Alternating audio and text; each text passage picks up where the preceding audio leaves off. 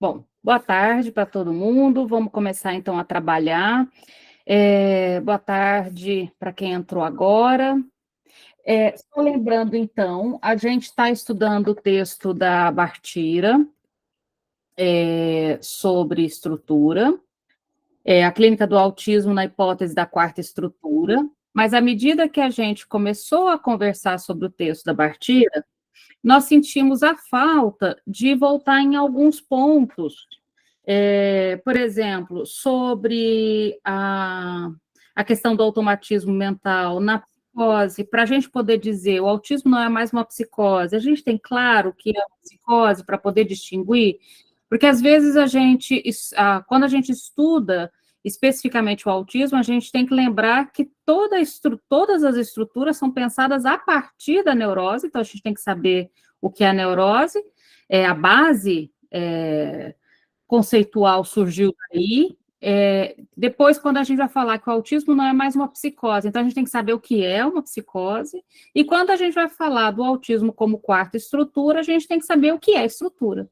E eu estava conversando com o Francisco, né, Francisco? A gente estava trocando as figurinhas sobre como proceder nessa sequência, e a gente pensou em alguns tópicos, dentre eles, que foi, até mandei para vocês lá, vocês devem ter visto, um artigo sobre do fenômeno a estrutura, para a gente entender o que é estrutura, porque a gente fala aí do diagnóstico estrutural, a gente diz que ele é diferente do diagnóstico nosológico, como vocês bem sabem, o diagnóstico nosológico é o diagnóstico da psiquiatria, aquele que está no DSM e está no CID, né?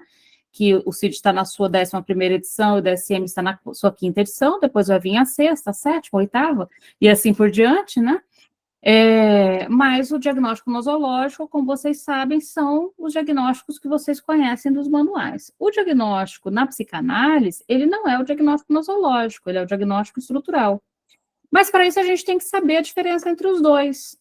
E não sei, acho que talvez não seja o mais correto a gente supor que todos saibam, né? O que é esse diagnóstico estrutural. Até porque, em termos de estrutura, na própria teoria do Lacan, o Lacan pensa o diagnóstico em termos de estrutura até o final da década de 60, e a partir da década de 70, ele começa a propor o diagnóstico a partir do lobo romeano, que a gente não vai aprofundar tanto hoje, mas vale a pena também pensar nesses termos. Então, a gente não tem todos os termos prontos para poder seguir adiante, por isso a gente pensou, né, Francisco, de voltar a alguns conceitos. E depois sobre as estruturas, o que mais você pensou aí, Francisco? Olá, boa noite. Boa noite. Pensei sobre isso, né, de situar, né, o autismo na sua diferença com a psicose e vice-versa, né? Eu acho que isso é muito importante para a gente. Pensei também em falar algumas coisas sobre a psicose, né, o que se passa na psicose, né, e retomar aquilo, né, porque que o autismo, né, gradativamente ele foi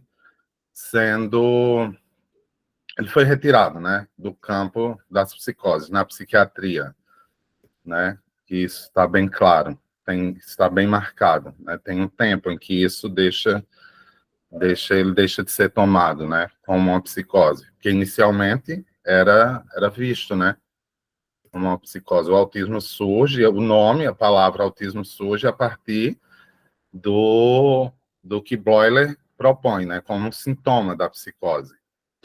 Né? Pensei mais ou menos aí por aí, como a gente vinha discutindo, né? E como o texto, de certa forma, aponta também, né? Acho boa essa abertura para a gente pegando esses pontos e destrinchando melhor e aí compreender melhor o texto. Até porque, como a gente não tem que cumprir nenhuma ementa, é uma das grandes vantagens de projeto de pesquisa, extensão, grupos de estudo, a gente não tem que cumprir ementa, né? Não é uma disciplina que a gente tem que fechar, olha, a gente tem 64 horas para fechar todo esse conteúdo, não importa se entendemos ou não, vamos correr enlouquecidamente. Não é o propósito. Então, se a gente se depara com um termo, com um conceito, com uma ideia que não está clara, a gente pode mergulhar nela. Mesmo porque se a gente não mergulhar nela, quando que isso vai acontecer? Então, quando a gente está aqui falando, né, o autismo como quarta estrutura, o autismo não é mais uma psicose, não é mais uma psicose, vieram essas duas questões para a gente. Está claro que é uma estrutura, está claro que é uma psicose, para que a gente possa, então, classificar dentro da estrutura e distinguir da psicose, supondo que nem sempre está tão claro e nem necessariamente é para estar, até porque é até interessante, por exemplo, eu fui, então, estudar de novo para conversar aqui hoje, a delimitação da estrutura, especificamente ali a partir de Freud, depois com Lacan, é interessante, tem partes que você lê, parece que é a primeira vez que você está estudando aquele negócio de novo. Vocês já perceberam que a psicanálise ela tem essas gracinhas? Você estuda 10.000 vezes uma mesma coisa. Quando você pega o texto, você fala, gente, eu já li esse texto 10.000 vezes, como é que eu não vi dessa perspectiva, essa ideia, essa construção? Por isso que é infinita coisa. Cláudia?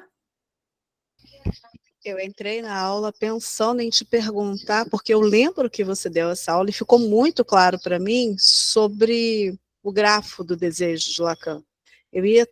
Gente, se eu não conseguir falar com ela para perguntar isso, eu vou digitar depois para ela. Aonde é que está essa aula, que eu já fui lá, já procurei, porque eu tive que fazer uma apresentação e eu fui estudar, né, eu tenho que fazer, fui estudar, gente, mas isso estava aqui, como assim? Aí eu lembrei de você, eu falei, eu preciso falar com a Renata onde está isso. Porque realmente, você lê e relê, é como se fosse novo, algumas coisas parece que você nunca leu. Isso acontece o tempo todo. Inclusive, por isso que eu, particularmente, eu gosto de fazer muitas anotações e guardar as minhas anotações, e eu digitalizo tudo, porque no papel a gente vai perdendo, e é um tanto de papel, então eu estudo no papel, passo para o computador, vai virando um zigue-zague aqui infinito. Mas sim, a gente passou sobre essa questão do... agora, em qual aula específica está, é um grande mistério para mim também. Porque, mas eu vou descobrir, e de qualquer forma, depois você me lembra, eu te mando pelo menos o resuminho da apresentação. Então, vamos começar a conversar um pouquinho sobre a questão do diagnóstico. Até enquanto eu organizava a fala hoje à tarde, fiz uma postagem lá no Instagram sobre essa questão do diagnóstico, porque normalmente o que é a postagem? Eu estou organizando a aula, aí eu pego uns trechos da aula e falo, por que não, né? E joga como uma espécie de... Vamos conversar sobre esse assunto, né? Você faz um aquece ali, né? Você joga uma provocação, e o Instagram ele serve bastante para isso, para a gente poder aquecer para a nossa discussão. Então, vocês vão perceber que eu já comecei essa conversa de hoje aqui, que a gente pensou em retomar essa conversa a partir da questão do que é estrutura. Vocês vão ver que eu já coloquei essa conversa lá no Instagram a partir da coisa do diagnosticar. Na semana retrasada, também falei um pouco sobre, e isso sempre dá pano para manga, tá? Sobre a questão do diagnóstico nunca poder ser maior do que o sujeito. O diagnóstico ele é de suma importância, mas ele não pode devorar ninguém. Tá? O diagnóstico não pode devorar a infância, não pode devorar a singularidade, não pode devorar... Vocês entendem que eu já estou falando de devorar? Então, por exemplo, o diagnóstico não pode condenar alguém a 40 horas de terapias semanais que impossibilitam o lúdico, a socialização e assim por diante. O diagnóstico não pode devorar ninguém e não pode devorar nem o tempo do sujeito. Então, o diagnóstico ele é de extrema importância, mas ele tem que ser interessante para o funcionamento das coisas e não impeditivo para o funcionamento das coisas. Então, se vocês se lembrarem, nosso outro encontro, eu falei sobre esse sujeito ser maior que o diagnóstico, a psicanálise, então, se abstém a qualquer delírio de norma, se abstém a enquadrar, moldar ou condicionar o sujeito, porque a gente entende o sujeito como singular. Isso significa, então, que o diagnóstico da psicanálise pensa em relação à estrutura, e, para além da estrutura, a gente tem que entender os tempos do sujeito. E aí, hoje, eu mandei uma outra provocaçãozinha aí, que é a partir dela que a gente vai falar. Então, eu começo com diagnosticar não é uma tarefa fácil. E eu falo isso muito claramente, quando a gente está em supervisão, a gente até conversa, olha, parece ir nessa direção, mas vamos investigar mais um pouco? Parece conversar com essa estrutura, mas que tal investigar mais um pouco?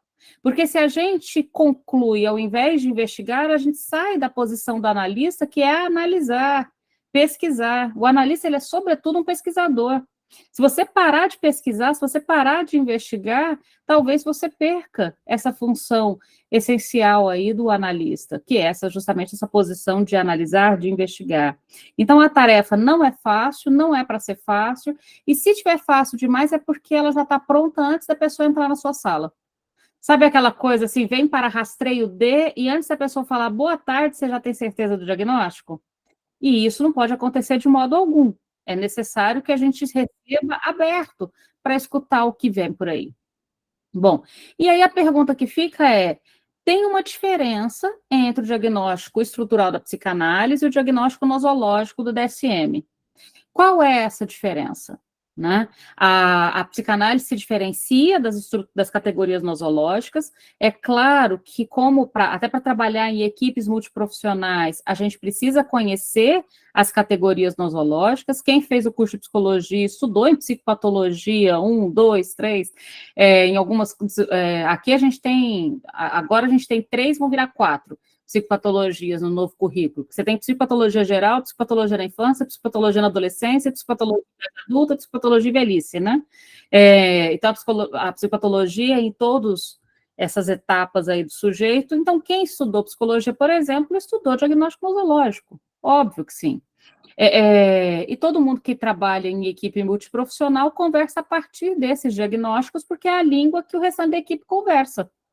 A psicanálise conversa com psicanálise, mas, inevitavelmente, o diagnóstico nosológico, ele acaba, por ser um manual muito simples e de fácil acesso, ele acaba conversando mais facilmente com todas as equipes. Mas vamos tentar entender isso. Então, primeira coisa, não há prática clínica sem diagnóstico. Isso é algo que é importante a gente começar daí. O que significa que o tratamento só começa quando se estabelece o diagnóstico? Claro que não. Veja, se a gente fala, por exemplo, de indicativos de risco do desenvolvimento infantil, em que a gente propõe atender bebês, lembra? Né? O IND, a gente vai avaliar, então, quais são os indicativos de risco para o desenvolvimento infantil e começar a tratar aquilo que aparece ali, um olhar que não se estabelece, uma fala que está atrasada, um tônus muscular, características que já ressaltam ali a sua importância, mas eu não preciso diagnosticar o tratamento. Você diagnostica a partir daquilo que já se aparece. Já pensou se precisar do diagnóstico para então começar o tratamento? Ninguém vai atender bebês, então. Porque se a gente fala que o diagnóstico, inclusive pela legislação, é a partir dos 3 anos, mas a gente está propondo atendimento de bebês, então a gente está dizendo que o tratamento ele não precisa do diagnóstico para começar. Percebem isso? E é importante, vez por outra, contar isso para as outras áreas, porque às vezes a escola espera que tenha um diagnóstico para pensar o que fazer com a criança dentro do contexto escolar. E a gente diz, não, mas você já percebeu que a criança precisa desse apoio? Comece a oferecer esse apoio independente do diagnóstico. Não vamos correr e acelerar para dar um diagnóstico se você já percebe que ela precisa desse apoio. Dá o apoio.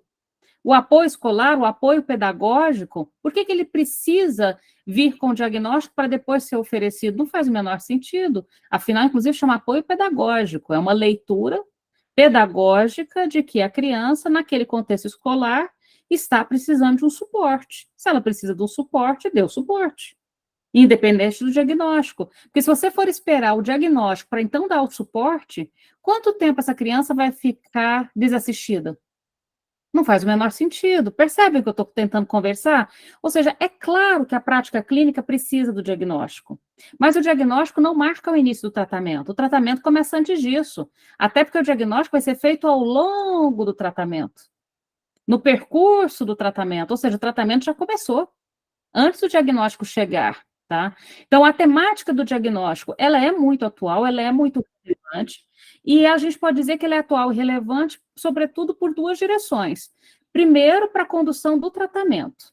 A condução do tratamento depende de eu ter uma hipótese diagnóstica? Hipótese. Perceba por que eu estou chamando de hipótese? Porque, ao longo do tratamento, o diagnóstico pode ser repensado, não pode?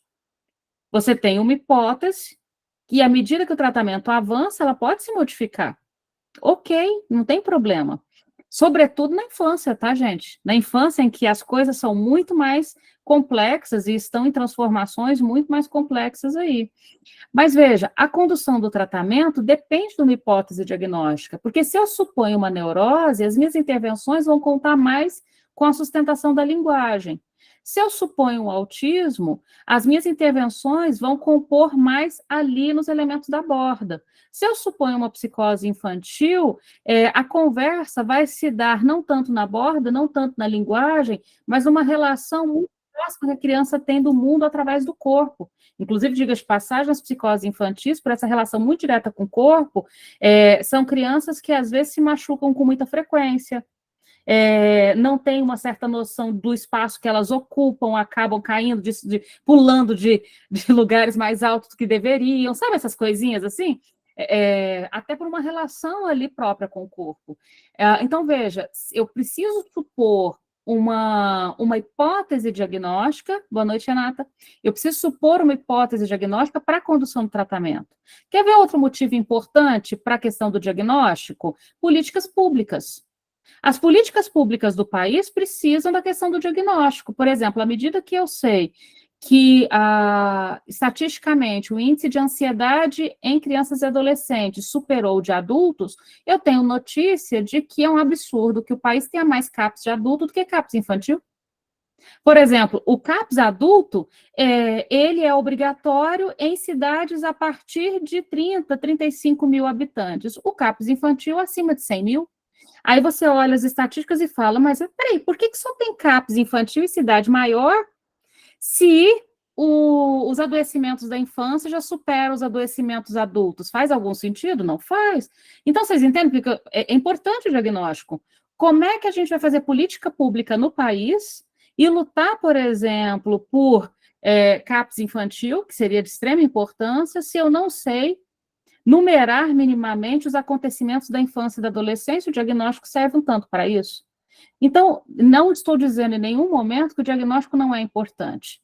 Tudo bem? Digo isso porque, de vez em quando, eu levo umas broncas na internet ali, com essa coisa do diagnóstico. Ele é importante. Ele não pode ser acima da singularidade do sujeito. Ele é importante para a condução do tratamento, ele é importante para as políticas públicas, ele é importante para eu poder pensar as minhas ferramentas de trabalho, tanto para a psicanálise quanto para a psiquiatria. As ferramentas de trabalho vão ser pensadas a partir dessa hipótese diagnóstica.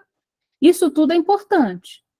Mas o que eu vou fazer com o diagnóstico, que lugar ele vai ocupar nesse manejo, é que é a questão. E aí a gente vai avançar um pouquinho a diferença do diagnóstico nosológico e estrutural. Silmara? Renata, está conseguindo me ouvir? Estou, perfeitamente. Eu fiquei pensando quando você fala sobre a questão dos CAPs, né, de hoje a gente ter CAPs uma quantidade muito maior para o público adulto. Eu sou do Ceará, né, e a minha pergunta para ti é, será que é porque historicamente a gente não tinha mais diagnóstico na população adulta?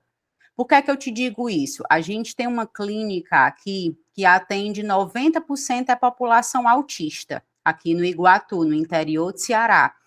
E um dos planos de saúde veio conversar com a gente que a nossa cidade, ela disparou em diagnóstico de autismo. E aí, para esse plano de saúde, nós somos o grande gargalo deles, né?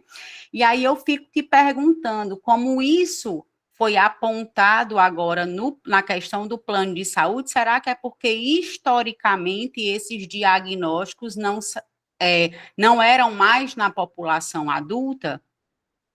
Sim, até porque, Silmara, veja, o CAPS, quando ele surge como uma proposta da luta antimanicomial. Na luta antimanicomial, nós tínhamos o encarceramento, eu vou chamar de encarceramento mesmo, tá? Da saúde mental, sobretudo da população adulta. Significa que não tínhamos crianças e adolescentes? Não só tínhamos, como ainda temos. Tem uma dissertação de mestrado muito boa da PUC de São Paulo, posso mandar lá no grupo, a Eliane Brum fez uma matéria sobre essa dissertação. O nome que ela deu foi a Fábrica... Como é que é? Agora eu esqueci, mas enfim, como fabricar crianças loucas, algo dessa ordem. Daqui a pouco eu acho aqui o título exato e mando lá no grupo para vocês. mando o artigo da Eliane Brum e mando a dissertação. Falando sobre essa questão da internação de crianças e adolescentes hoje, porque nós temos, então, crianças e adolescentes que, por N motivos, vão parar no sistema, ou por terem sido retirados da família em caso de violência, ou por questões de abuso sexual, gravidez, adolescência, enfim, morte de todos os familiares, por N motivos, crianças, de repente, vão parar nas instituições. E as crianças que vão parar nas instituições, várias dessas vão apresentar quadros severos da ordem de saúde mental. E vão, então, parar em outras instituições e assim por diante. Agora, se a gente parar para pensar na origem do CAPS, o CAPS está diretamente ligado à luta antimanicomial como uma proposta, CAPS 1, 2, 3, como uma proposta do fechamento aí dos manicômios, né, desse encarceramento. Então, sem dúvida, ele era maior nos adultos. Entretanto, de um tempo para cá, a visão sobre a saúde das crianças e dos adolescentes mudou sensivelmente. Há um olhar a mais sobre a criança e os adolescentes que não tinha até 1990, para ser exata. Veja, o Estatuto da Criança e do Adolescente é de 1990, olha como é recente. É super recente, estamos falando de 30 e poucos anos, 34 anos. Antes disso, então, não havia nenhuma consideração mais clara sobre a infância e sobre a adolescência, ou a perspectiva deles como cidadãos. Né? Então, tudo é muito novo, Silmara. Mas por isso que eu estou apontando, veja, o diagnóstico, ele tem uma importância até para eu pensar os serviços. Então, se eu tenho um aumento de números de diagnósticos, eu preciso pensar, então, de autismo, por exemplo, eu preciso pensar no serviço público voltado para esse aumento de número de diagnósticos, e mesmo porque ele não pode ser incorporado pelo setor privado, e o setor público não pensar no que fazer sobre isso. Por outro lado, também não... aí é uma posição minha, honestamente. A gente tem que pensar em como usar os equipamentos dos municípios, nós somos 5.700 municípios, usar os próprios equipamentos do município para fazer inclusão diante desse aumento de diagnóstico. Não se trata somente de eu ficar criando novas segregações, porque aí eu volto para aquilo que a gente conquistou da luta antimanicomial, eu corro o risco de dar um duplo carpado para trás e cair lá de novo.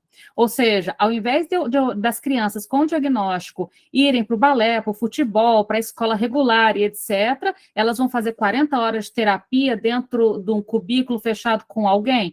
Não faz sentido. A minha provocação é que a gente tem que capacitar os equipamentos que existem. Então, por exemplo, eu tenho uma escolinha de natação numa cidade. Que tal capacitar a escolinha de natação para receber também as crianças que têm diagnósticos? Deu para entender? Ao invés de eu montar uma clínica para natação para autista. Gente, uma clínica para natação para autista é uma nova segregação. Então, eu tem uma certa implicância com esse movimento que está tendo nas clínicas particulares de ficar criando bolsões que afastam essas crianças dos municípios. Consegue entender? Então, se eu pensar, e pense, o país é gigantesco, nós temos 5.700 municípios no país. A gente não pode ficar pensando que cada um desses municípios vai montar uma clínica particular para colocar todos os serviços dentro dela. É mais provável que eu vou ter que pensar nos equipamentos que já existem.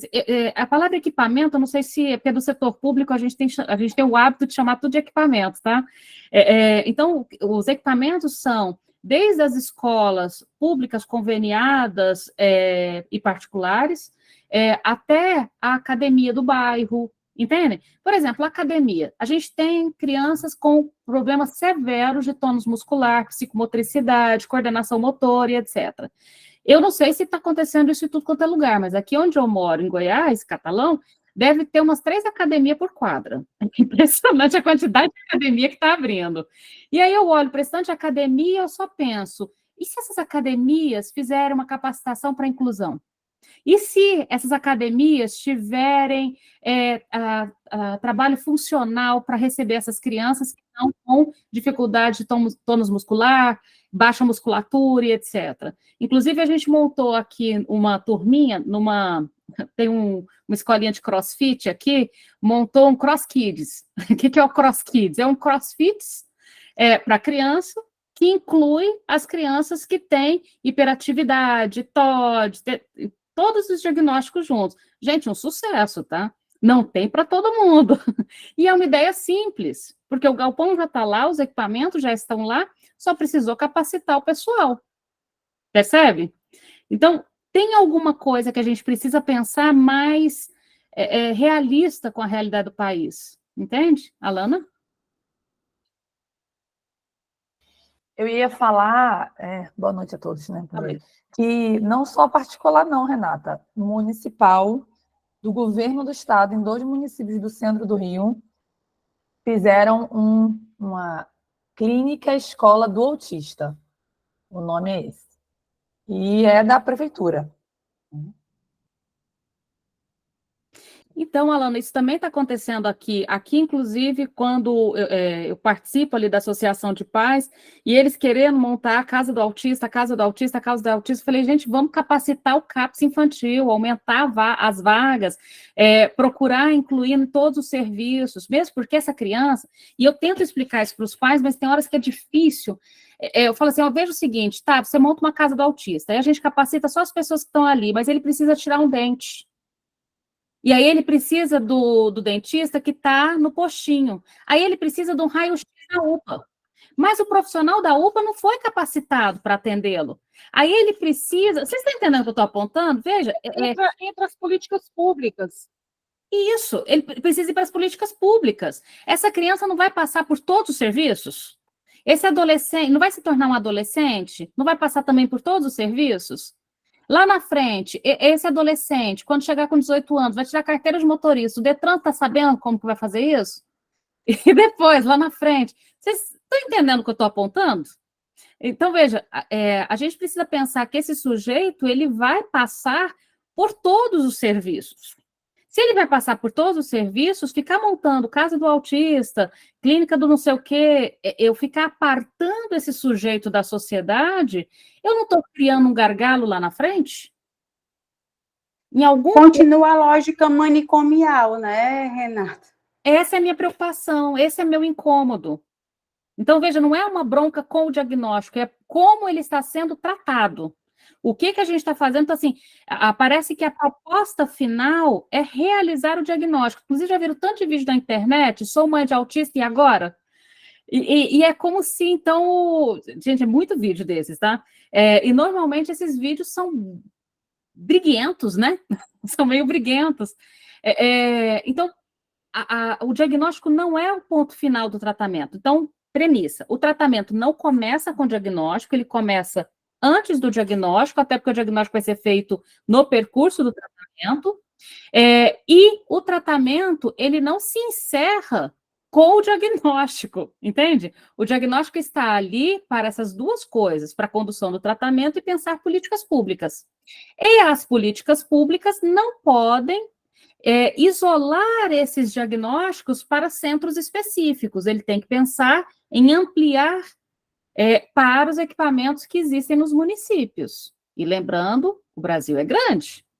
Não dá para criar esse tanto de equipamento específico em 5.700 municípios do país, e você não tem como contar que a população que nem tem estrada e transporte adequado vai se locomover todos os dias de um município para outro para conseguir acessar esses serviços.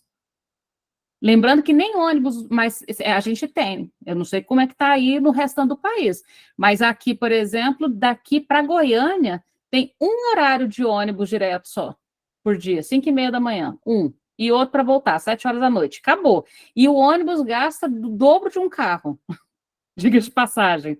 Ou seja, ou a pessoa tem carro para se locomover, ou ela não vai acessar esse serviço nas capitais. E as capitais são distantes, o Brasil é gigantesco. Então, temos que pensar em outras estruturas. Sheila? E depois Rosana também tinha levantado a mão. E aí, Renata, boa noite a todos. Quando a gente sinaliza isso que você está trazendo, nós estamos desrespeitando o direito.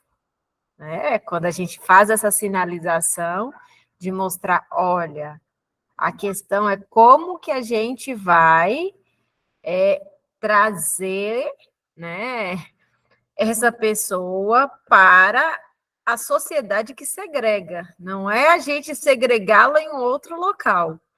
E aí, quando a gente traz essa questão, fica, né, como se a gente não estivesse respeitando o direito, a individualidade, né, o direito a ser como é, quando a gente está exatamente sustentando essa singularidade, né, quando a gente está nesse lugar de sustentar essa singularidade. Exato, Sheila, e é curioso porque, veja, não estamos sendo aqui de modo algum críticos à ideia de que esses direitos são importantes, mas esses direitos, sem eu capacitar todos os serviços para receber esses sujeitos, não vai ser suficiente. Vai, em algum ponto, esbarrar numa parede. E todo este trabalho não vai ter feito sentido. E, de novo, também lembrando, o Brasil é bem grandinho, né? A gente tem que pensar também na dimensão continental do país. Rosane? Boa noite, Renata. Eu estava ouvindo você falando a respeito do TikTok, eu não me lembro do Instagram, da mãe, né, falando, né? Eu sou mãe de autista e agora, né? Aí algumas colocam a criança para falar, e a criança muito inteligente, a criança com boa oratória, ela é agressiva com as pessoas, respondendo com agressividade. Alguém coloca, a mãe coloca a criança para falar, um texto em cima escrito: o teu filho é autista, né? Aí a criança responde: eu sou autista, eu sou inteligente, às vezes você é burro. E você que é feio? Eu sou autista, e você que é feio? Eu falei, gente, como assim? Por que essa agressividade a mãe incitar uma agressividade da criança, né? Ela é mãe de autista e agora as pessoas têm que lidar com esse tipo de coisa e coloca a criança para ser agressiva. Que retorno está tendo a criança diante de uma mãe que cria uma página na rede social para ser agressiva com a sociedade, porque tem um filho que ela quer tratar, está tratando a criança, está tendo um bom retorno, e quer mostrar que a criança está tendo esse retorno com agressividade? Como é que funciona isso? Rosane, é importante a gente pensar nos micro-universos da criança, porque nessa cena você está pensando ele ao lado da mãe e na rede social, mas pensa que essa criança na escola, ele tem que conseguir fazer amigos. Fazer amigos implica em ceder um pouco, em algum ponto também. Implica numa certa... não é tão simples fazer amigos e sustentar amigos num certo contexto social. Então, essa criança, né, que você está dando o exemplo, que fala bem, é capaz, portanto, de ir ao mundo com determinadas trocas de linguagem que poderia permiti-la fazer amigos, desde que isso seja viabilizado, inclusive nesse campo da cultura, né? Então, a cultura inclui, por exemplo, uma certa cordialidade, um certo recuo, para que a gente possa conviver juntos, e isso não modifica conforme as estruturas. Então, é interessante a gente tentar pensar um pouco nesses termos. Então, não, de novo, não é uma crítica no sentido de que não pode haver diagnóstico, não há clínica sem diagnóstico, não há políticas públicas sem diagnósticos, mas qual o uso do diagnóstico? A que ele serve? É sobre isso que a gente está tentando conversar e a diferença entre o diagnóstico estrutural e nosológico. Vou passar para a Tânia e aí a gente segue. Rapidinho, Renata. Diga, Eu falo isso porque o enteado do meu filho era casado com uma moça que tinha tem um menino, né? Ele até achei muito bonita a forma como ele se expressava. O autismo que ele tinha um diagnóstico, ele realmente tinha uma dificuldade na fala, mas a forma como ele se expressava, a forma como ela cuidava de levar ele para poder aprender, ele se comunicava através dos emojis que ele desenhava, ele filmava esses emojis e ele colocava a voz nesses emojis. Ele mostrava, através da carinha dos emojis, quando ele estava triste, ele falava: Arthur está chorando. Aí ele colocava. Isso é genial, veja, temos um campo de linguagem a ser utilizado aí para existir no mundo, isso é muito bom. Era lindo, porque ele pegava o celular, ele só usava para essas coisas, que ele não conseguia usar para outra coisa, que o barulho incomodava ele. Então ele pegava a porta-retrato, estava ali, ele arrumava tudo, fazia um cenário. Eu não sei como ele conseguia fazer o cenário, filmar. A voz que ele conseguia ouvir era só a dele. Era só a dele. Então, era a dele que ele colocava naquele cenário. Ele colocava a voz no cenário e você conseguia assistir o filmezinho que ele fazia. E ela utilizava isso como uma cortesia dele para o mundo, para ele receber essa cortesia, levar e receber. Entende? Quando eu falo de você levar essa cortesia e receber, a partir de um diagnóstico que você recebeu, e que aquele diagnóstico de fato, né, no caso dele, de fato, ele tinha um problema muito sério na fala, ele era bem estereotipadinho, né? O menino já está com 8 ou 9 anos, hoje já consegue falar, já consegue se relacionar, foi obrigado a entrar numa medicação, porque ele tinha crises convulsivas, né? Mas, assim, um menino que ele tem uma arte impressionante, é artista, o menino é artista. Então, o que eu quero trazer, assim, a partir de um diagnóstico, se aquilo de fato aconteceu, é legal utilizar o diagnóstico para o bem, para trazer, para agregar. Sim, o diagnóstico não está sendo colocado em questão, mas os usos e as diferenças dele. Tânia e depois Francisco. Tânia, não estou te escutando.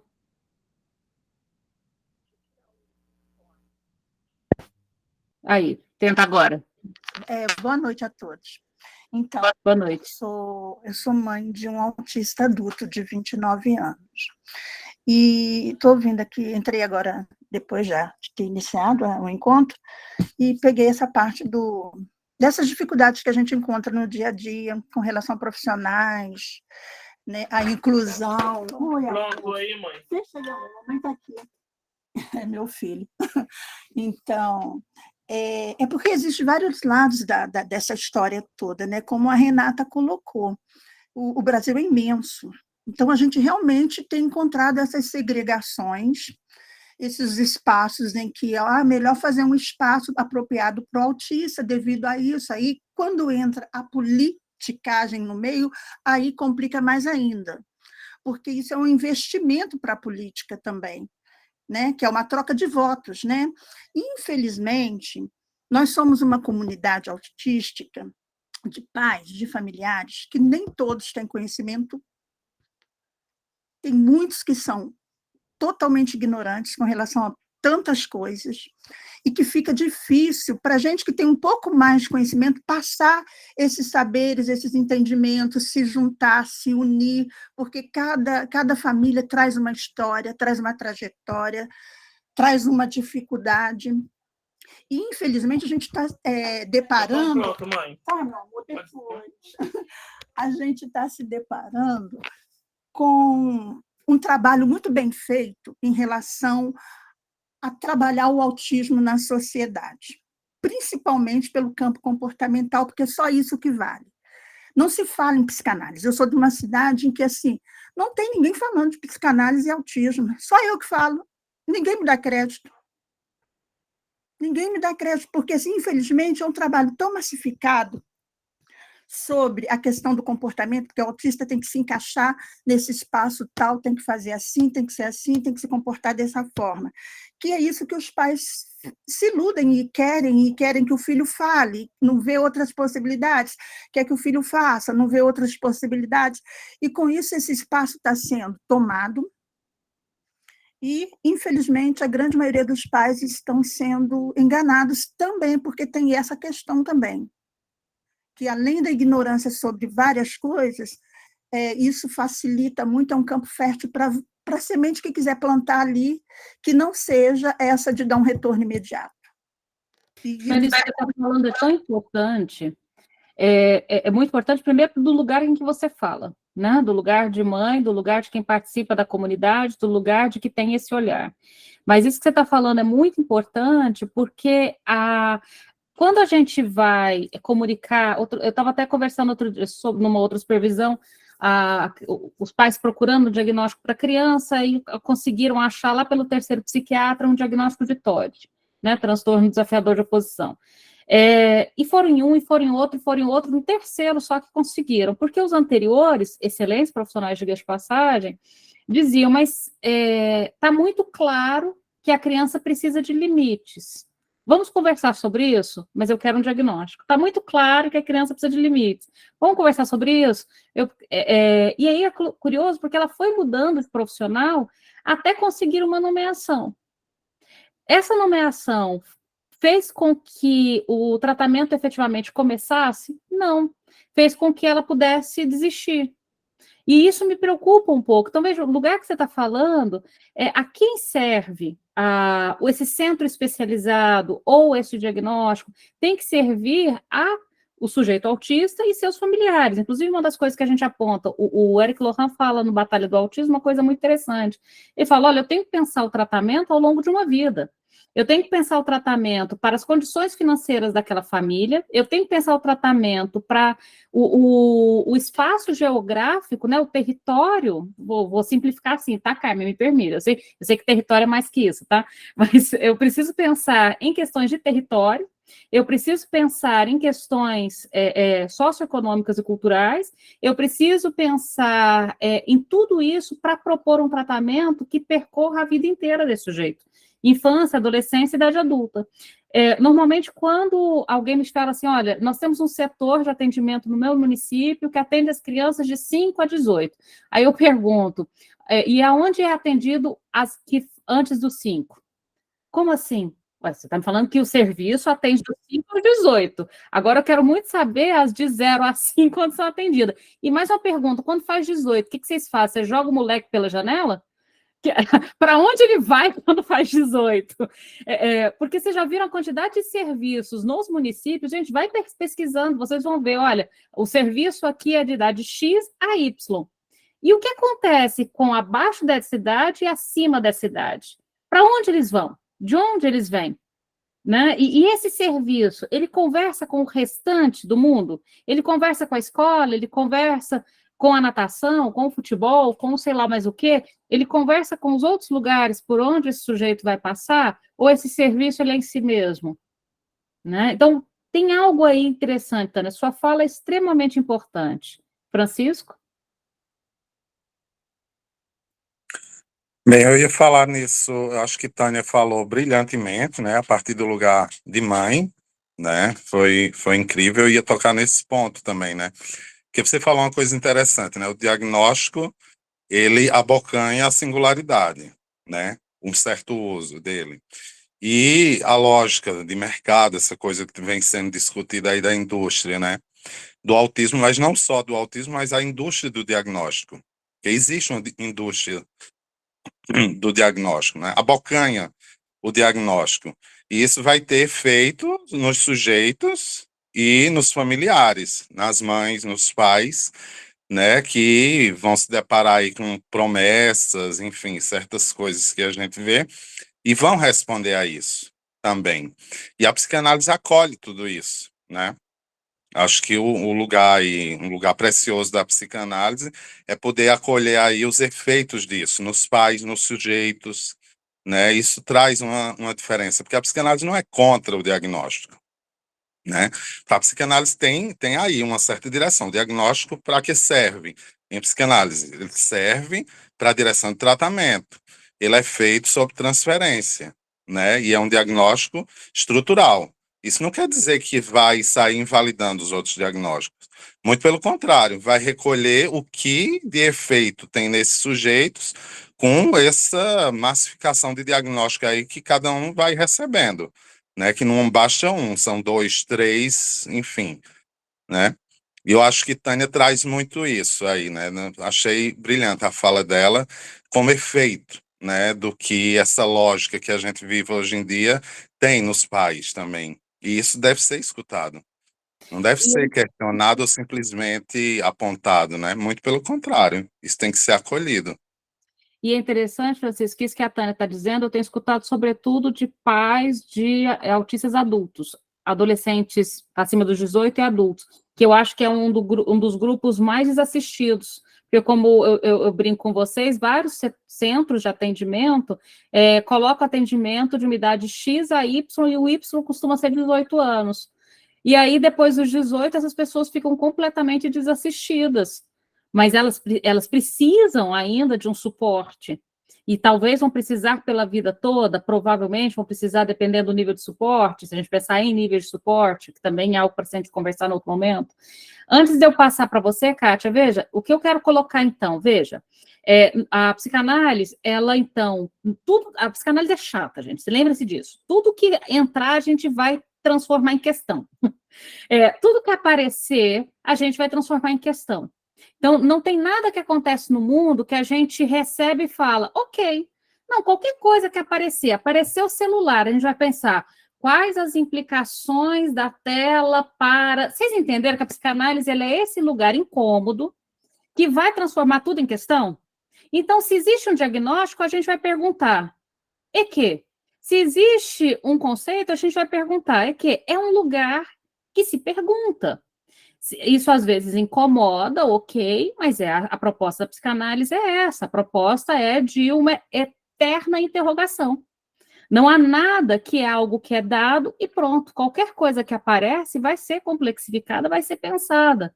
O diagnóstico não vai ser diferente disso, mas entenda, a gente tem trabalhado sempre e cada vez mais junto com equipes multiprofissionais. A gente recebe encaminhamento e a gente encaminha para profissionais de todas as áreas, dentro da medicina, psiquiatria, pediatria, neuropediatria. A gente, inclusive, é até interessante, por exemplo, áreas que encaminham muito para tratamento de saúde mental, oftalmologia encaminha muito, ortopedia encaminha muito, isso na área da medicina, olha que coisa engraçada, nutrição encaminha muito, fisioterapia encaminha muito, ou seja, essas áreas encaminham por entender que tem acontecimentos naquele corpo que ultrapassa o saber específico daquela área, entende? Uma dor que não cessa, um problema de visão que os equipamentos não pegam, consegue um corpo que diz alguma coisa que ultrapassa aquele saber e que ultrapassa, na verdade, o sentido, né? Então, a gente tem trabalhado com nutricionistas, fisioterapeutas, fonoaudiólogos, psicopedagogos, terapeutas ocupacionais, ATs, todo mundo. E a gente precisa, então, conversar uma língua em comum. Quando nos chega um diagnóstico, então, nosológico, que é esse diagnóstico do DSM-5, a posição da psicanálise, e é normal essa posição, porque é o funcionamento, se você tiver um psicanalista que não interroga, ele está usando o nome em vão. Faz parte da função do psicanalista interrogar, será? Como foi? Me conta mais. Vamos deixar aqui de lado e vamos pensar um pouco. Deu para entender? É uma posição ética da psicanálise interrogar. Se às vezes essa interrogação parece incomodar alguns, talvez por não estudar a própria proposta da psicanálise. A psicanálise é uma escrita eterna. O que é essa escrita eterna? Que vem, inclusive, uma autora que escreve sobre isso brilhantemente bem, é a Beth Fuchs, professora da UFRJ. Ela escreve sobre Freud e o judaísmo, apontando de que modo as raízes judaicas do Freud apontam para esse funcionamento infinito da psicanálise. Inclusive, se você pegar ao pé da letra, o que é um judeu? O judeu é aquele que lê, aquele que escreve e aquele que interpreta. Então, não é aquele que decora, é aquele que lê, que interpreta e que escreve. Quando ele parar de ler, interpretar e escrever, ele perde a sua condição. O psicanalista, brincando com isso, quem ele é? Aquele que lê, que interroga, que interpreta, que escreve. Então, se a gente parar de interrogar, a gente sai da nossa função. Deu para entender a lógica? Então, faz parte da psicanálise interrogar aquilo que chega pronto. Essa é a função do psicanalista. Por exemplo, e aí eu passo para você, Kátia, uma das interrogações é uma contínua transformação, Anitta, exatamente. Por isso a formação é contínua e infinita. Por isso que a gente está aqui ano após ano, discutindo. A gente nunca vai cessar de discutir tudo. Ainda bem, diga de passagem, porque isso aí é vida, né? Já pensou se a gente parasse? O que é fazer da vida? Tá bom, terminei, li tudo que eu preciso. Posso morrer? Não, gente. Eu duvido que eu vou terminar de ler 1% de tudo que eu quero antes de eu morrer. Agora, veja, a lógica dessa coisa por exemplo, diagnóstico. No senso comum, o diagnóstico está associado à ideia de cura. Vocês sabem disso. Nossa, fulano foi diagnosticado com uma doença X. Fulano está curado da doença X para a qual ele foi diagnosticado. No senso comum, a palavra diagnóstico vem com a ideia de cura. E aí vem uma contramão da nossa área. Na nossa área não tem cura. Na nossa área não tem cura para nada. Não se trata de cura. Então, é importante a gente repensar que a própria lógica de diagnóstico, a gente pensa ela diferente, porque para todas as outras áreas da saúde, diagnóstico, prognóstico, tratamento, cura. Na nossa área, não. O diagnóstico é condução de tratamento, não proposta de cura. Então, a gente já pensa a própria palavra diagnóstico de um modo diferente. E a psiquiatria, por exemplo, se pensar o diagnóstico associado à cura, vai começar a fazer umas coisas muito doidas. Tipo ECT, cetamina e o diabo à parte. Sabe aquele tratamento muito doidão? A pessoa passa 10 mil medicações e não deu certo, e aí vamos colocar cetamina e vamos fazer ECT, porque a gente vai curar essa pessoa dessa depressão crônica. E se, olha, vamos abrir essa perspectiva, e se não tiver cura? E se a pessoa vai ter que viver com este mal-estar? E tentar articular um modo de fazer funcionar a vida a partir deste mal-estar? E se? A psicanálise é aquela que vai questionar. Quando alguém chega para a gente com 60, 70 anos de idade, tomando medicação desde os 16, 17, tendo feito 200 mil ECTs na vida, mais cetamina, mais todas as coisas que existem de mais controversas em tratamentos que podem, assim, como efeito colateral, a morte, né? A morte como efeito colateral. Tem um livro divertido com esse nome, tá? Veja, no final das contas, o que a gente pensa é, e se, ao invés de você passar o resto da sua vida, já que você já passou os últimos 50 anos procurando a cura, você encontrar um modo de viver com este mal-estar? Afinal, você viveu com esse mal-estar a vida toda. Mas viveu tentando extirpá-lo de um modo, inclusive, às vezes, muito agressivo. Inclusive, esse artigo que eu passei para vocês, no grupo, Diagnóstico em Psicanálise do Fenômeno da Estrutura, no final dele tem um caso clínico muito legal de uma mulher que fez tratamento também 200 mil ECTs. Esse caso clínico inteiro está na dissertação de mestrado, de onde veio esse artigo. Posso mandar para vocês também. De vez em quando eu mando muito material, se vocês falarem assim, é muito material, não manda, eu não mando, tá? É porque eu vou mandando esse monte de material e vocês estão ficando doidos, vocês não precisam ler, né? Mas fica lá. Nessa dissertação de mestrado, tem alguns casos clínicos muito bacanas. Esse que está no artigo é um deles, que na dissertação está inteira e aqui só está um pedaço, tá? Mas o que eu queria provocar, e aí eu passo para você, Kátia, é isso. Nós seremos a parte que regularmente questionaremos aquilo que é dado como pronto. Deu para entender? Tudo que nos chega como pronto, a gente vai perguntar, e se? E isso, às vezes, causa um incômodo. Mas você está questionando o meu diagnóstico? Não, não estou questionando o seu diagnóstico. Não é uma... O que seria isso? Uma falta de respeito às questões hierárquicas, mas não tem hierarquia. Eu não sei o que seria isso, gente. É o modo que a gente trabalha. Nós trabalhamos na posição do e se. Por exemplo, se a escola encaminha uma criança dizendo que ela não para quieta na cadeira, a gente não vai perguntar só, será que o problema é da criança? Eu vou perguntar, como é a sua aula? Como a escola funciona? A criança fica em período integral numa sala de 12 metros quadrados com outras 15 crianças sentadas numa carteira. Aí eu vou perguntar, e se o problema não for a criança que está inquieta, mas o fato de que é muito difícil ficar com a bunda na cadeira o dia inteiro, numa sala de 12 metros quadrados? E se... Deu para entender a nossa lógica? Nossa lógica é essa lógica de não tomar a questão que nos vem como pronta, mas sim colocar sempre um enigma a ser pensado, uma investigação, um pesquisador. Nós somos pesquisadores. Kátia?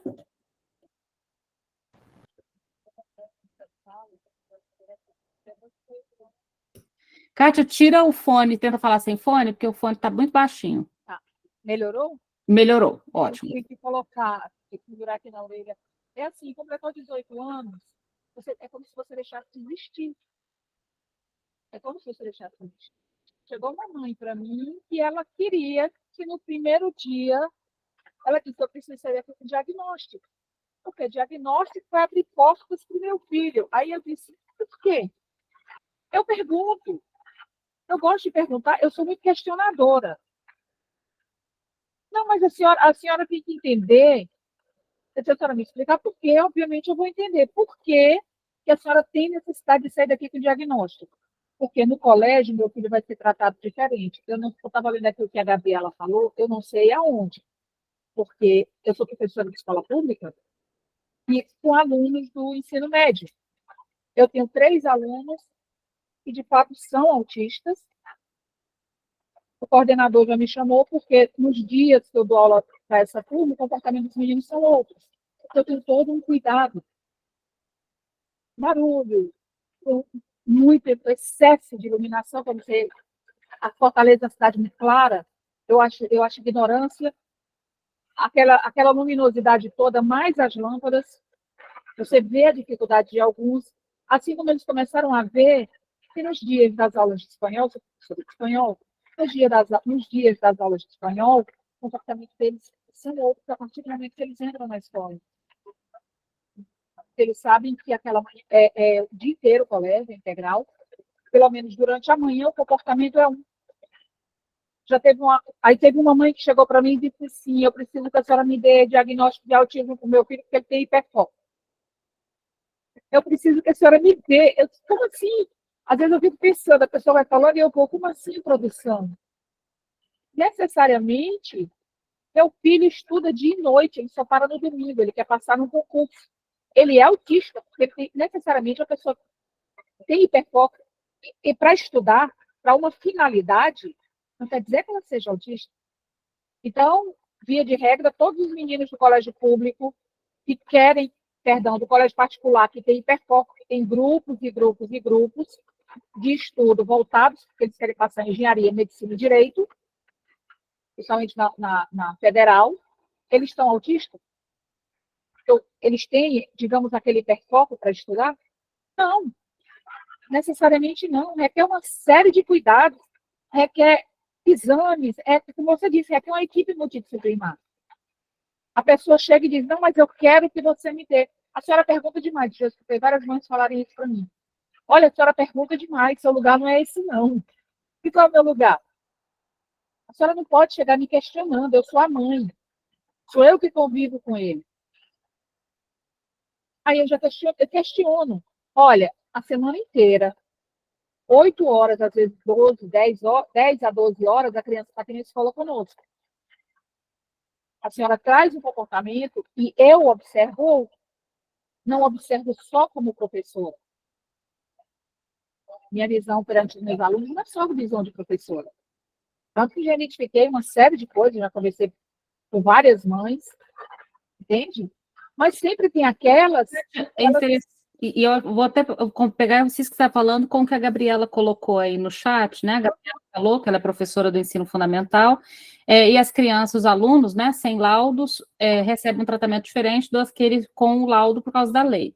Tem um ponto que eu acho que é importante a gente colocar, em algum momento, e não é só nessa questão do autismo, ou de todos os outros diagnósticos, nós, não só nós nesse grupo, nós, sociedade, muito bélicos. Vocês já viram que alguém posta alguma coisa na internet, ao invés de falar assim, não concorda, a pessoa fala, você é um filho da puta, não sei o que é isso. Por algum motivo, nós estamos muito reativos e bélicos. E eu acho que talvez o nosso grande desafio seja conseguir um diálogo mais leve, sem grandes bolhas. Sabe essa coisa assim, eu não converso com fulano, gente, eu converso com todo mundo. De algum modo, a gente vai tentar conversar.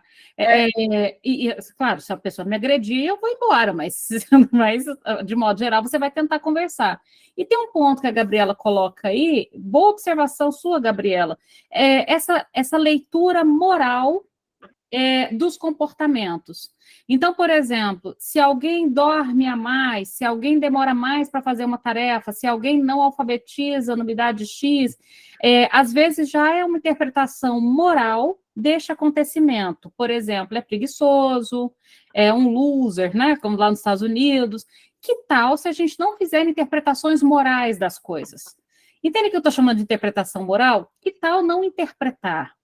Porque já pensou se cada coisa que acontecer for interpretada por um olhar julgador, isso acontece, um olhar julgador que interpreta o modo que a pessoa veste, que horas ela acorda. Eu lembro do Jô Soares, uma vez, eu gosto muito do Jô Soares, naquela biografia dele, o livro do Jô, né? O livro do Jô. que até o título ficou muito engraçado, ele conta algumas historietas da vida dele, uma delas é, por exemplo, sobre a coisa de acordar. Ele sempre foi uma pessoa que dormiu muito tarde e acordou muito tarde. Então, regularmente, ele dormia até meio-dia, 1 da tarde. E vez por outra, havia um julgamento moral sobre isso. E até curioso, porque ele tinha um programa que começava às 11h30. Então, ele chegava em casa às 6 horas da manhã.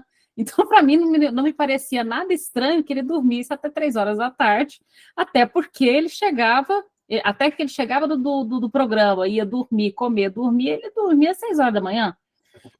E, no entanto, haviam determinados julgamentos morais em relação a isso. Ele conta uma história específica que eu achei muito interessante, foi uma época que ele conseguiu emagrecer bastante, foi para uns 90 quilos, ele pesava uns 130, ele é baixinho.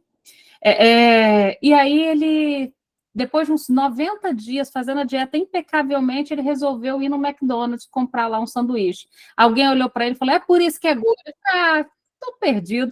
Faz 90 dias que a pessoa segue rigorosamente a dieta, um único dia que ele resolve se dar este presente, eu escolheria um presente melhor, mas ele escolheu este daí, do McDonald's, ele já é julgado. Então, esses julgamentos morais, o julgamento pelo horário que a pessoa dorme, pelo que ela come, pela capacidade escolar, isso dentro da instituição ou fora da instituição, talvez é algo para a gente pensar um pouco.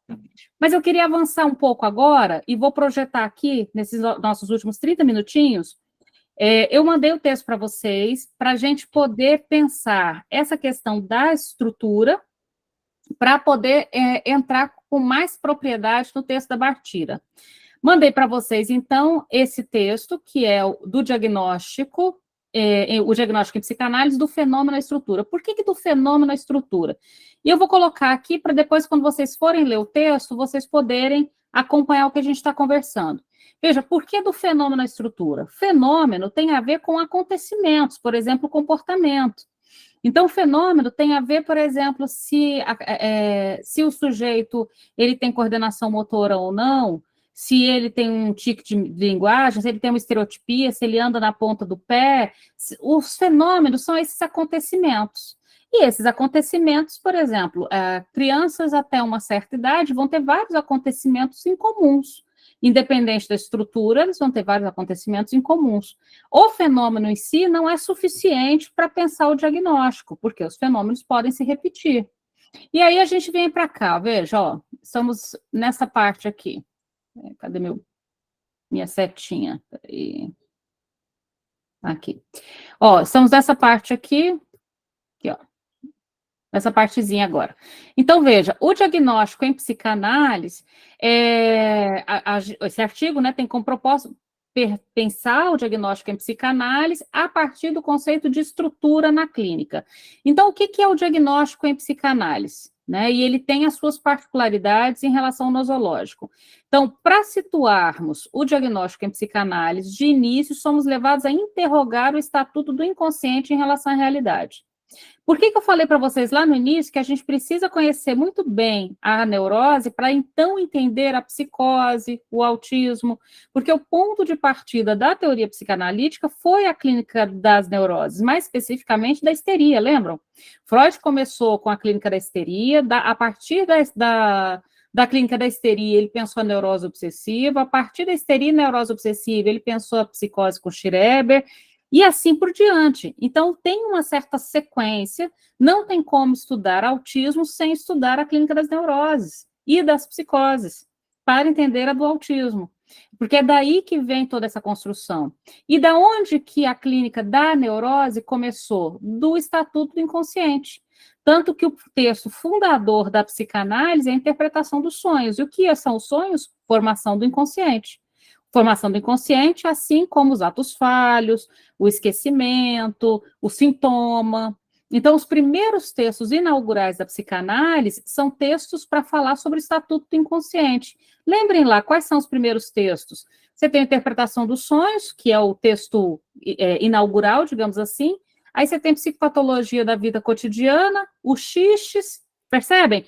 Ou seja, ele escreve os primeiros textos, os primeiros 5 anos do texto da obra da psicanálise, é para tentar contar sobre o estatuto do inconsciente e a relação do inconsciente com a realidade.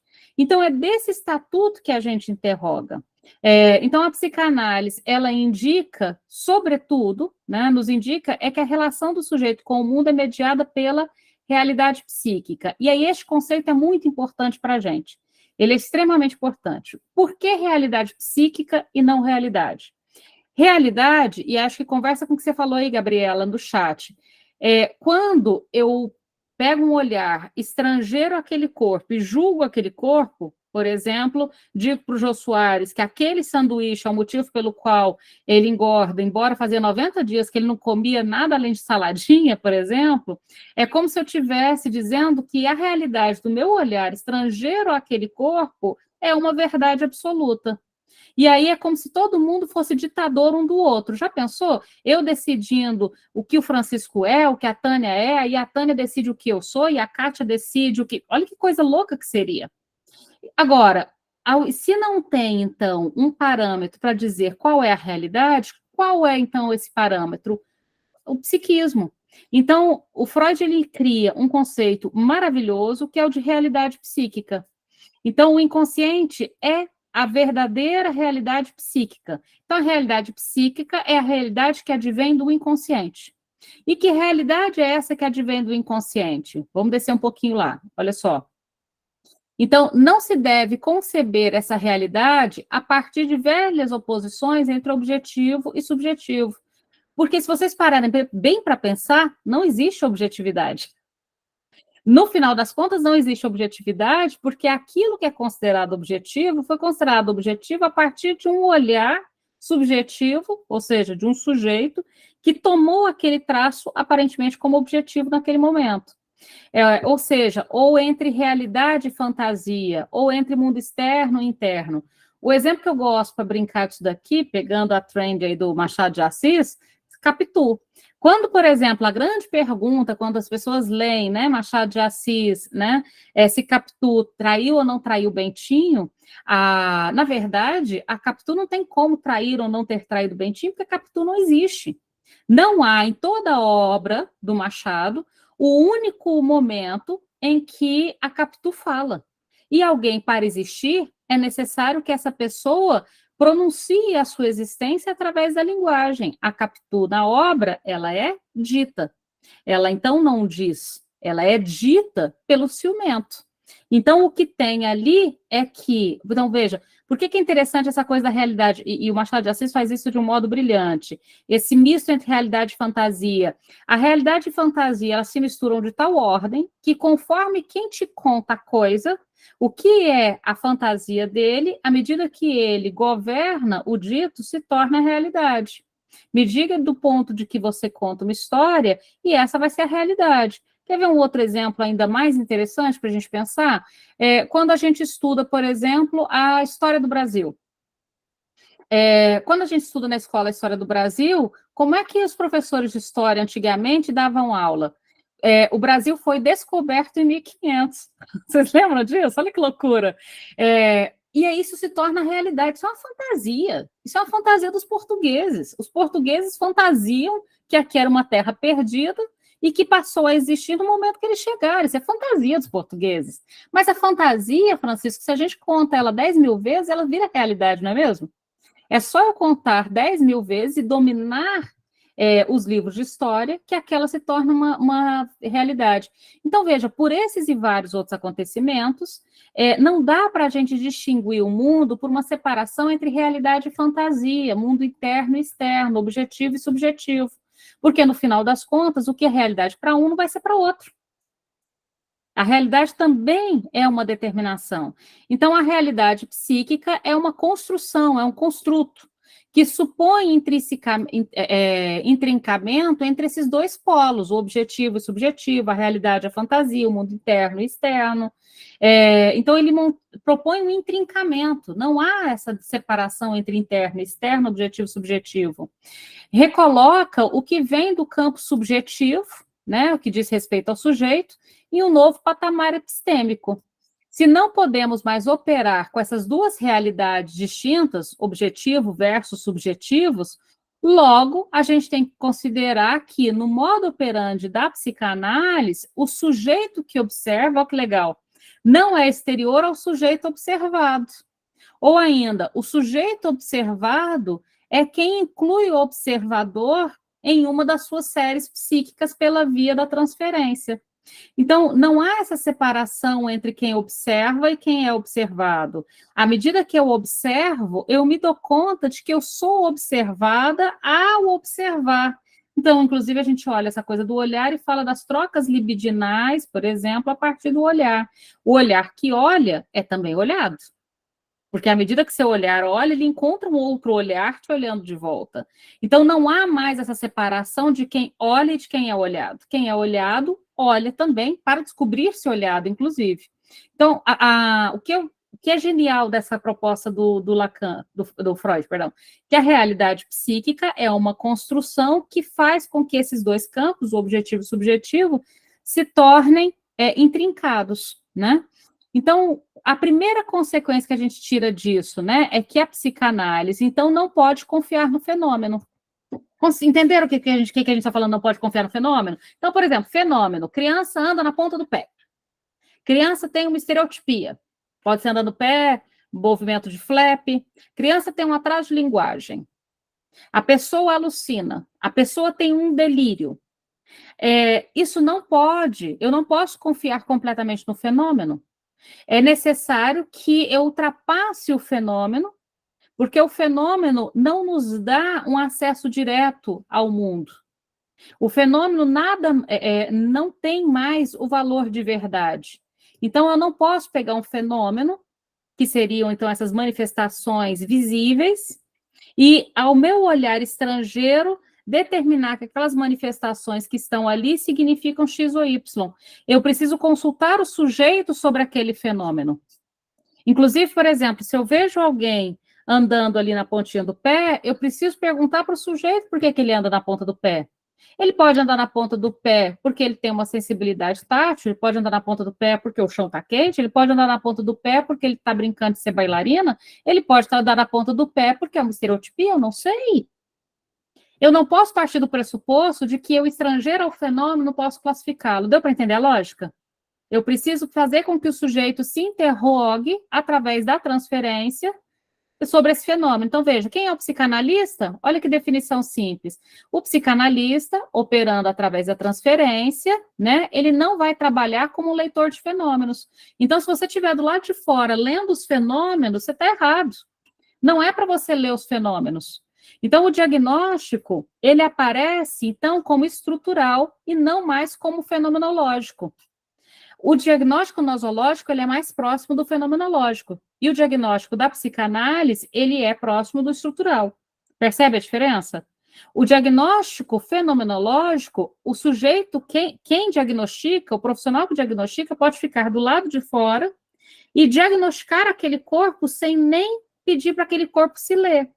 Que é uma crítica, inclusive, que eu faço. Por exemplo, nós temos neuropediatras que atendem online, pedem para os pais gravarem vídeos das crianças, vocês já viram isso? Pedem para gravar vídeos das crianças, observam o vídeo, entrevistam os pais e dão um diagnóstico para a criança. Mas a criança não é colocada como leitor dos seus próprios fenômenos. Ah, mas não tem como colocá-la como leitor dos fenômenos com atendimento online. Então, cria um jeito. Que tal montar uma equipe multiprofissional, que você está lá em São Paulo, mas o psicólogo está ali em Goiandira? Você entende? Não tem problema, cria uma equipe. Olha, eu não tenho como fazer essa observação, porque eu estou a 1.000 quilômetros de distância. Você pode fazer essa observação, por favor, para mim? Então, dê o braço a torcer, que não dá certo fazer sozinho. Monta uma equipe que dê para trabalhar à distância. Eu tenho certeza que nas cidades, de modo geral, você vai ter pessoas capacitadas ou que podem ser capacitadas para entrar em contato com essa criança para que ela possa ler os seus fenômenos. Mas veja a diferença fundamental. O diagnóstico nosológico, quem diagnostica se permite colocar ele próprio como leitor do fenômeno. Na psicanálise, se o diagnóstico é da estrutura, a gente está dizendo que o psicanalista não pode trabalhar como leitor do fenômeno, ele precisa, através da transferência, fazer com que o sujeito leia o seu próprio fenômeno e interprete os seus próprios fenômenos. Então, o diagnóstico aparece, então, como estrutural e não fenomenológico. Então, por diagnóstico estrutural, podemos entender por hora, né, como um diagnóstico que nos dá, a partir da fala dirigida ao analista, sob transferência, isso é muito importante, onde os fenômenos vão se orientar como referência ao analista, como operador, e não como pessoa. Então, como assim como operador? O sujeito ele chega com o fenômeno, por exemplo, alucinação. Como operador me fala dessa alucinação. Claro que a pessoa não vai falar que é alucinação, né? Vamos pegar uma coisa mais simples. A pessoa, ela chega, vou pegar o Bentinho. Bentinho chega no seu consultório e diz, acho que minha esposa está me traindo. E aí você vai perguntar, como operador, né? Você não vai constatar do lado de fora delírio de ciúme, paranoia. Pronto, já temos um diagnóstico. Não, você vai colocá-lo como um leitor desse fenômeno.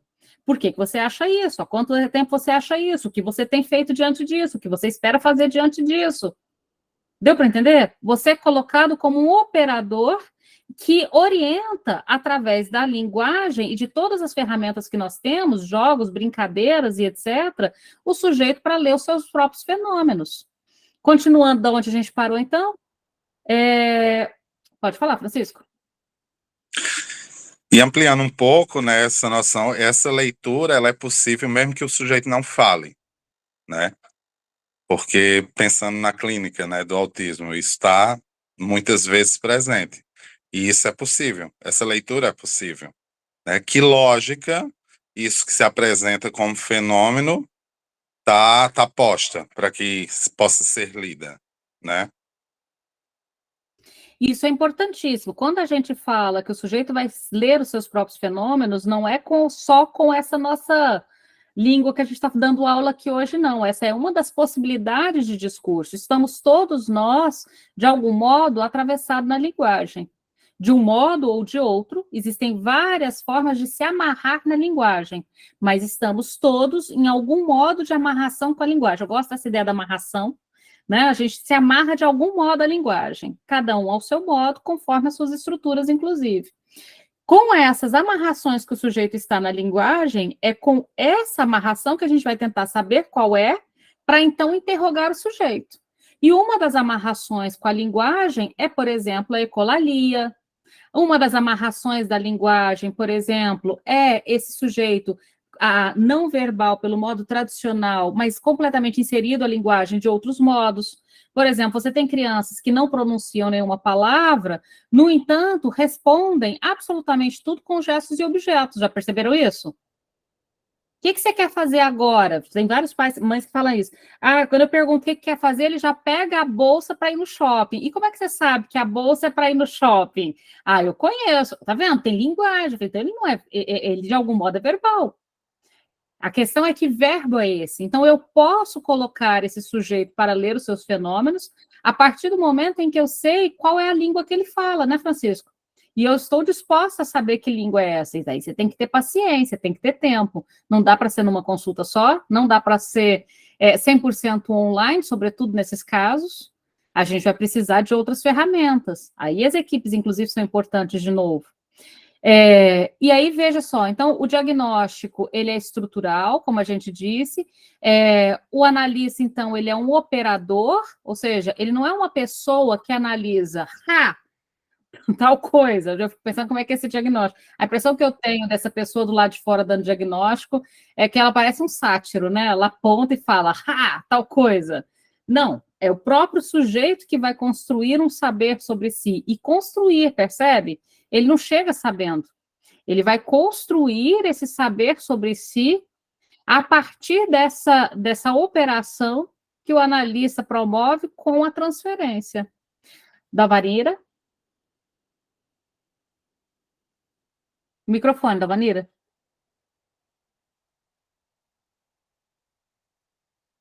Consegui. Aí, deu. Boa noite. Boa noite. Eu tenho uma dúvida em relação a isso. Como comunicar aos pais sobre essa questão do diagnóstico? Porque muitas vezes ele quer, nós já falamos tipo autismo, ou outro nome que se usa muito no DSM. A gente usa também dessas nomenclatura, ou a gente fica, seu filho tem, por exemplo, né, a psicose, uma neurose, A gente fala assim, como comunicar isso aos pais? Ou não Então, comunica? de modo geral, essa questão de comunicar aos pais o diagnóstico, de modo geral, raramente é de fato necessário. Na questão do autismo, é muito comum que outros profissionais já comunicaram, diga-se de passagem. Agora, pense só, Dalvanira, quando você vai ao seu analista, se você faz análise, de modo geral, nós, adultos, a gente chega ao analista e a gente quer falar do nosso mal-estar, do funcionamento da nossa vida. Eu não me lembro, ao longo dos meus anos e anos de análise, eu chegar a um analista e falar assim, então, eu quero saber qual é o meu diagnóstico. No final das contas, o motivo pelo qual a gente está lá é outro. Inclusive, é interessante, no atendimento com crianças, a criança não nos interroga sobre isso também. Ela não chega a interrogar. É como se, de algum modo, ela não quisesse... E se você, por acaso, falar, bom, você nunca me perguntou, mas eu vou te contar, é bastante comum a criança falar assim, tá bom, mas eu quero te falar sobre tal coisa. Ela joga aquilo para o lado, como quem diz, essa nomeação não me é suficiente, deixa eu ir para outro canto. Então, essa coisa de como conversar com os pais depende da demanda dos pais. Então, veja, a demanda é para ser acolhida, é para ser recebida, mas como ela vai ser atendida e se ela vai ser atendida depende do funcionamento desse tratamento, que é o que a gente está conversando aqui. Qual o propósito desse diagnóstico? Qual a finalidade? Inclusive, vez por outra, as pessoas, elas perguntam, inclusive, quem é especificamente da psicologia, por exemplo, você não pode recusar dar para alguém um laudo. Se uma pessoa, psicanalista, pode, psicólogo, não. Se uma pessoa, ela te pede um laudo, um parecer, você é obrigado a dar. Um atestado de comparecimento, enfim, toda aquela documentação regida pelo conselho. Você é obrigado a dar.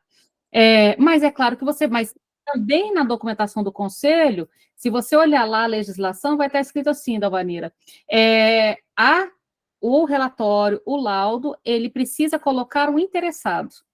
Então, a primeira pergunta que você coloca é, para quem? É ao INSS? É para a escola? É necessário que essa documentação seja feita com um destinatário, até para saber em que termos eu vou escrever e como eu vou escrever. Aí, se os pais falam, não, é só para mim mesmo, vamos conversar sobre isso. Por que você está precisando dessa nomeação ao invés de conseguir, né? Porque uma coisa é se a escola precisa, se o INSS precisa, para o LOAS, entende a diferença? Então, tem um campo ali que é o interessado. Qual o propósito dessa documentação? A documentação não será negada de modo algum, mas ela tem que ter um propósito. Ela não pode ser em si mesma. Em si mesma não faz sentido. Espero que eu tenha respondido. Entendi. Ok? Então, Obrigada. nada. Para a gente fechar aí, veja. Então, onde eu parei? Aqui. Então, aqui, ó. Segundo essa vertente, então, chegamos a interrogar o diagnóstico menos como uma descrição objetiva e mais como uma operação descritiva. Como assim uma operação descritiva? Inclusive, se lembrem quando vocês vão para a supervisão. Vocês vão dizer, a pessoa, ela fala de tal modo, ela usa tais palavras, ela conta tal sonho, ela repete tal coisa, ela se queixa de tal dor. Vocês lembram disso? Ou seja, você vai chegar fazendo uma operação descritiva. Deixa eu te descrever aqui o que esse sujeito está dizendo. E a partir dessa descrição é que vai ser feito esse diagnóstico. Por quê? O que o sujeito te diz, ele te diz porque ele está numa relação transferencial que permite a ele dizer essas coisas. Então, você vai fazer uma operação descritiva desse conteúdo. Então, veja, esse tipo de diagnóstico permite ao analista manter no horizonte a perspectiva de uma verdade singular, a emergência de uma única história. Justamente porque é descritivo, ou seja, eu não vou fazer uma descrição objetiva. O que é uma descrição objetiva? Eu ignoro tudo que a pessoa diz e sintetizo. Hiperfoco, por exemplo. Particularmente, eu nem gosto da palavra hiperfoco, eu prefiro interesses específicos ou ilhas de interesse. Eu acho muito mais elegante e muito mais honesto com a coisa. Porque hiperfoco fica parecendo que é uma coisa ruim. Não é ruim, é bom. Por exemplo, os interesses específicos, a pessoa tem que ir ao mundo buscá-los e conectam essa pessoa ao mundo. Hiperfoco fica parecendo que é uma coisa ruim, que tirou ela do mundo. Não, gente, não tirou, não. Ela foi ao mundo e ela volta ao mundo por esses interesses que são retirados das coisas do mundo. Então, não é uma coisa ruim. Eu, particularmente, prefiro os interesses específicos. Então, imagina, a criança está ali falando sobre trem, foguete, carro e etc. Aí, em vez de contar tudo isso, ela chegou, ela pegou um trem, aí ela brincou que tinha uma ferrovia, e ela fez tal coisa, e ela carregou tal coisa até o porto. Aí, lá no porto, tinha um barco. Em vez de eu contar essa história toda, eu digo, ele tem interesse específico em transportes. Pô? Sério que você pegou 1 hora de brincadeira da criança, super cheia de elementos, e transformou em uma frase? Ele tem um interesse específico em meios de transporte. Ah, eu acho que a criança merece mais que isso. Entende? Mesmo porque nessa brincadeira nos é muito importante como ele movimenta. Peraí, ele pega o trem e faz piuí. Ele pega o trem e coloca carga. Quer dizer, tem um objeto dentro do objeto. Ele faz a transição da carga desse trem para o caminhão e do caminhão para o navio. Então, peraí, tem uma história sobre transporte, tem uma história sobre... Tem uma história. E essa história interessa a ele de que modo? Inclusive, esse do trem que eu estou apontando, aqui tem uma linha férrea da Vale que passa bem no meio da cidade. Então, as crianças gostam muito do trem, porque o trem, ele participa da vida das pessoas. Ele passa, é o trem da Vale, gigantesco, que passa no meio da cidade, no centro da cidade. Então, de modo geral, se você estiver atrasado para um compromisso, você vai xingar o trem, porque você vai ter que esperar o trem passar para poder passar o carro para o outro lado e chegar onde você tem que chegar. Aceite que o trem... para você entrar no shopping aqui, isso é uma coisa engraçada. O trem passa na entrada do shopping. Olha que divertido. Então, para você entrar no shopping, no estacionamento do shopping, você tem o trilho do trem e a catraca do shopping. Deu para entender? Então, se você está entrando ou saindo do shopping e o trem está vindo, você tem que esperar o trem passar para entrar ou sair do shopping. E o trem às vezes, tem 30 carros. Aceite a paciência do trem. As crianças acham divertidíssimo o trem. Mas o trem, por exemplo, ele faz parte da história. Você tem várias crianças aqui que querem a festa de aniversário com o tema do trem, querem fazer fotos do trilho do trem, entende? Querem contar o trem quando ele passa. Ou seja, você não pode só dizer tem um interesse específico em trem. Não, tem uma história por trás disso. Então, a operação descritiva, eu quero saber, mas como é que ele conta? Ele conta por sons? Ele conta por palavras? Ele conta por gestos? Tem uma sequência? Tem uma repetição? Na segunda vez que ele veio, ele pegou o mesmo brinquedo? Ele fez a mesma sequência? Ele mudou a sequência? Deu para entender que eu estou chamando de descritivo? Eu quero saber toda a história desse brincar. Silmara? Renata, eu ainda estou no início da psicologia e também nas leituras psicanalíticas, né? E aí a minha pergunta eu tenho um sobrinho que ele é autista, né? E o interesse específico, né, que você falou, dele em jogos eletrônicos. E isso é hiper mega prejudicial porque é o dia inteiro, só não nos momentos que ele está na escola, em computador. A minha pergunta como isso é prejudicial, e a gente já observa isso hoje, né, ele tem 9 anos, como é prejudicial? No caso, é estabelecer limites, porque quando é ligada a outras coisas, né? Eu não conversei com a mãe dele sobre quais são as orientações que o neurologista deu para ele. Uma coisa também muito importante, veja, o interesse específico não pode ser o celular em si, mas o que a criança usa o celular para acessar. O celular em si, ele, no final das contas, ele produz basicamente grandes malefícios, ele em si. A questão é qual tempo ele é utilizado e para o que se acessa com o celular. Porque o celular em si, a ferramenta celular, ele, no final das contas, ele mais faz uma espécie de curto-circuito com o mundo do que uma abertura para o mundo. Agora, por exemplo, então não me interessa tanto o celular Mas, e sim, você tem. Lembrando, a gente tem uma tabelinha da Organização Mundial de Saúde, no Ministério da Eu vi que Saúde. você até postou hoje, né? Você postou hoje, porque eu que faço as mídias da clínica. Eu até printei para fazer um comentário e tudo, vi. E aí eu fiquei justamente pensando sobre isso, E essa porque regra quando ele vale não para está todo na mundo. E a Pronto, regra porque como ele não está na tela, está no computador. No caso, a gente teria é que tela do mesmo jeito. adentrar. Não, eu sei, eu digo, então a gente teria que, fora estabelecer o limite, é ver o que tem dentro dos jogos e trazer isso para o mundo aqui. Perfeito. Certo. Olha só, o interesse específico, ele tem que ser uma abertura, não um encerramento. Entende? Uhum. Então, por exemplo, a tela, primeiro, vale para todo mundo. Com diagnóstico ou sem diagnóstico, não importa. A tela tem que ter limite, tá, gente? Inclusive, eles fizeram um videozinho, fizeram em vários países, Estados Unidos, Brasil, vários países, vídeos da reação das crianças quando tira o celular. É assustador, as crianças parecem que estão possuídas. Elas pulam no cabelo da professora, elas jogam objetos nos pais. Vocês já viram essas cenas? Fizeram um compilado, assim, um atrás do outro. Presenciar uma criança em abstinência. Sim, as crianças estão tendo crises gravíssimas. É assustador. Então, assim, em qualquer idade, para qualquer diagnóstico, não importa. Tem que ter um limite em relação às telas. De 0 a 2 anos, honestamente, 0 celular. Para que com a criança até 2 anos, um bebê precisa de um celular? Tenha santa paciência, ela precisa de brinquedos que usem o corpo inteiro. De preferência que estimulem a motricidade, o foro, tudo, coordenação motora, cor, tamanho, blá, blá, blá. Dos 2 aos 5, telas na parede, de preferência, que a criança não tenha essa reação de Sua Majestade o bebê, que pode comandar a tela e depois quer comandar as pessoas ao redor.